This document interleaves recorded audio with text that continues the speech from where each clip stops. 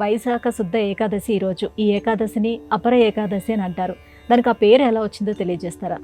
అపర ఏకాదశి, మతత్రయ ఏకాదశి, వైశాఖ శుద్ధ ఏకాదశి, ఇలాగా 3 రకాలైనటువంటి పేర్లు ఈ ఏకాదశికి సంబంధించి మన లోకంలో సుప్రసిద్ధాలు.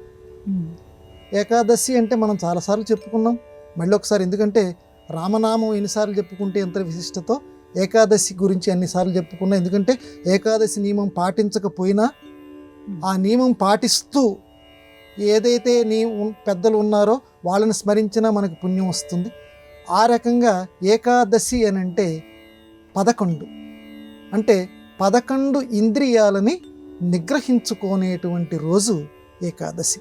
దాని పరమార్థమే అది. 11 ఇంద్రియాలంటే 5 జ్ఞానేంద్రియాలు, 5 కర్మేంద్రియాలు, వాటితో కలిపి మనస్సు, అంటే కాళ్ళు, చేతులు, మనస్సు, ఇలాంటివి ఏదైతే ఉన్నాయో మొత్తం 11. ఈ 11ని నిగ్రహించుకోవటం అది ప్రధానం.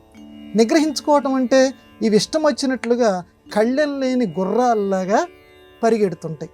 ఏది చూడొద్దంటే కన్ను అది చూడాలంటుంది, ఏది వినొద్దంటే చెవులు అవి వినాలంటాయి, నడవకరా అంటే నడవాలని కాలు మన మాట విందు.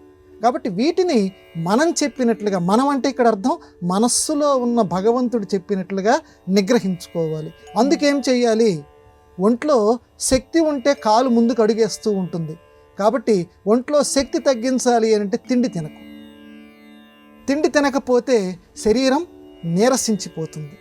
ఏ పని చేయబుద్ధైదు, ఒక చోట కదలకుండా కూర్చుంటావు. అందుకని పెద్దవాళ్ళు ఏం చెప్పారంటే, నాయన తిండి తినకుండా కూర్చో ఫస్ట్. మొత్తం ఈ 11 ఇంద్రియాల మీద పట్టు సాధించాలి అనేటువంటి ఆ మూల సూత్రానికి దగ్గరగా తీసుకువెళ్ళటానికి మొట్టమొదటి తిండి తినకరా, అసలు ఏమి ఆ రోజు నియమంగా ఉండు అని, అలా చేస్తే దేవుడు సంతోషిస్తాడు అని ఒక నియమం పెట్టారు. అట్లాగే తిండి తినకుండా స్వామివారి నామాన్నే తలుచుకుంటే ఉంటే అప్పుడు నీ శరీరం నువ్వు చెప్పినట్లు వింటుంది. శుభ్రంగా తిన్నామనుకో, కొంచెం కూడా సందు లేకుండా గొంతు అంటే వేలు గనక లోపలికి పెడితే అందేటట్లుగా తిన్నామనుకో, శుభ్రంగా నిద్ర వస్తుంది, మత్తు వస్తుంది, ఊబకాయాలు వస్తాయి. కాబట్టి అలా తినకుండా ఉండు కనీసం ఈ ఒక్కరోజు అని చెప్పారు. కాబట్టి ఈ ఒక్కరోజైనా ఈ ఏకాదశి రోజు చక్కగా స్వామివారిని జపిస్తూ ఉండు. ఇది ఒకటి. ఇక మన మతత్రయ ఏకాదశి, అపరా ఏకాదశి. ఈరోజు ఏకాదశులు మన యొక్క సంప్రదాయానుసారంలో ఈ స్మార్తులు, అద్వైతులు, విశిష్టాద్వైతులు, ఇలా మన సంప్రదాయాల్లో 3 ఉన్నారు. వీళ్ళల్లో ఒక్కొక్కరికి ఒక్కొక్క ఏకాదశి. ఈరోజు ఏకాదశిని కొంతమంది అంటే కాదు, ఈరోజు కాదు రేపని ఒకరు అంటారు, కాదు నిన్నే ఏకాదశి అయిపోయిందని ఒకరు అంటారు. అలా కొన్ని ఏకాదశులకి ఈ 3కి మధ్య తేడాలు వస్తుంటాయి. అలా కాకుండా 3 కలిపి ఒకే రోజు ఏకాదశి అన్నారు. అది ఈరోజు మతత్రయ ఏకాదశి.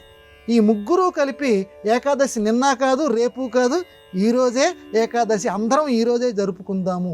కాబట్టి శ్రేష్టమైన అపరా ఏకాదశి, శ్రేష్టమైనటువంటి ఏకాదశి ఈరోజు. కాబట్టి ఈరోజు అందరూ కూడా ఉపవాస దీక్షలో ఉండి ఆ ఏకాదశి ఇంద్రియాలని నిగ్రహంలోకి తెచ్చుకుంటూ, మన వల్ల కాదమ్మా నిగ్రహంలోకి తెచ్చుకోవటం అంటే స్వామి యొక్క అనుగ్రహం ఉంటేనే, ఆయన్ని శరణు వేడుకుంటేనే మన మనస్సు మనం చెప్పినట్లు వింటుంది. కాబట్టి ఇంద్రియాలు మనం చెప్పినట్లు వింటాయి. కాబట్టి స్వామి ఆ నిగ్రహ శక్తిని నాకు అనుగ్రహించు అని స్వామిని వేడుకుంటూ, స్వామివారినే తలుచుకుంటూ ఎంత వీలైతే అంత పవిత్రంగా ఈరోజు గడపాలి. అది ఏకాదశి. అందరూ ఈ రకంగా ఆ రోజు గడుపుతూ ఆ స్వామివారి అనుగ్రహాన్ని పొందెదరుగాక.